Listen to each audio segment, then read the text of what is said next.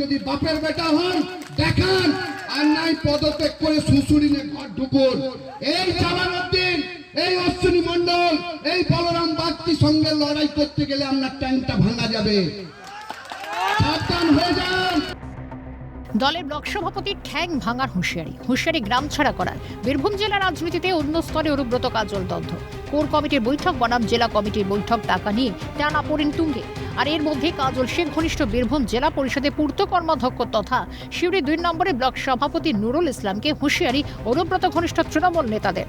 CPM বিজেপিকে তিনি oxygen দিচ্ছেন। বর্তমান ব্লক সভাপতি তিনি সিপিএম এর কিছু হারমাত এবং বিজেপির কিছু নেতাকে নিয়ে তিনি তৃণমূলের ক্ষতি করতে চাইছেন। তিনি যদি দলে থেকে দলের ক্ষতি করতে চান তাহলে কর্মীরা তেনাকে ছেড়ে কথা গাবে না। তাকে তো আর আমরা আগুলে বেঁধে রাখতে পারবো না। যদি তৃণমূলের থেকে তৃণমূলেরই ক্ষতি করে তাহলে কোথাও এরকম ঘটনা ঘটে যেতে পারে, সেইটাই সাবধান করে দিচ্ছে। দলীয় সভা থেকে জেলা পরিষদে পূর্ত কর্মাধ্যক্ষকে উদ্দেশ্য করে চোট স্লোগানও দিতে শোনা গেল অনুব্রত ঘনিষ্ঠ তৃণমূল নেতাদের। আমাদের ঘরের ছেলে বলরাম মিটিং এ কই, যদি নাই তাহলে আপনিও বাই বাই, আপনিও আউট হয়ে যান। এটা কোমা অঞ্চলের মানুষের কাছ থেকে আপনাকে পেতেই হবে। তাই আমি একটা ছোট্ট স্লোগানের মধ্য দিয়ে আমার বক্তব্য শেষ করব। সেটা হচ্ছে যে এত কিছু শোনার পরেও আপনাদের কি মনে হলো? আমরা চোর মনে হলো? অ্যাকাউন্ট চেক করে দেখে নিন কি আছে আমাদের, কোথাও কিছু নাই। মমতা ব্যানার্জির আদর্শকে সামনে নিয়ে মানুষের জন্য কাজ করতে চাই এবং আগামী দিনে মানুষের জন্য কাজ করব। তাহলে এত কথা শোনার পর আমরা চোর নই এটা মনে হচ্ছে কিনা? তাহলে চোরকে আওয়াজ পৌঁছাবে? সিউড়ি 2 নম্বর ব্লকের চোরকে, সিউড়ি 2 নম্বর ব্লকের চোরকে, সিউড়ি 2 নম্বর ব্লকের ডাকাতকে।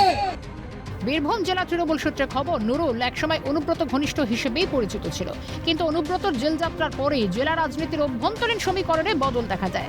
শিবির বদল করে কাজল শেখের দিকে ঝুঁকে। এই আবহে ভোটার তালিকা এবং ওয়াকফ ইস্যুতে সভা থেকে দলেরই ব্লক সভাপতিকে নিশানা অনুব্রত ঘনিষ্ঠ তৃণমূল নেতাদের।